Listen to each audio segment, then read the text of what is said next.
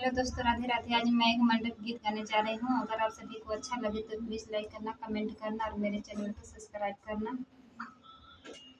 धीरे धीरे भसुर धीरे धीरे हमरा मड़वा में अइहा भसुर धीरे धीरे हमरा मड़वा में अइहा भसुर धीरे धीरे धीरे धीरे भसुर धीरे धीरे हमरा मड़वा में अइहा भसुर धीरे धीरे हमरा मड़वा में अइहा भसुर धीरे धीरे सोनरा घर जाया भसुरु हरवा ले आइहा सोनरा घर जाया भसुरु हरवा ले आइहा धीरे धीरे भसुर धीरे धीरे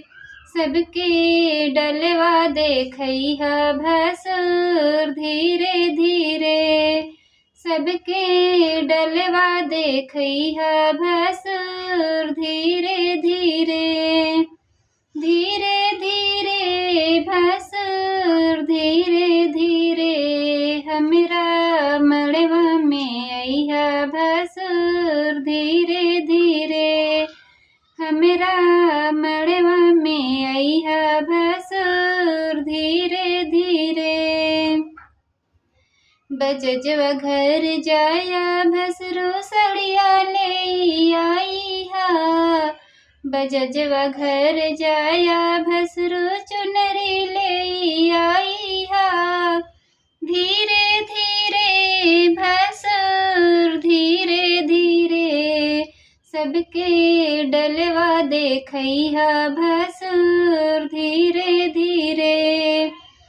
सबके डलवा देखइहा भसुर धीरे धीरे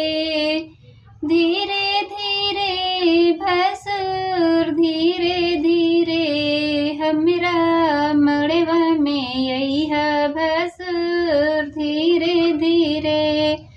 हमरा मड़वा में अइहा भसुर धीरे धीरे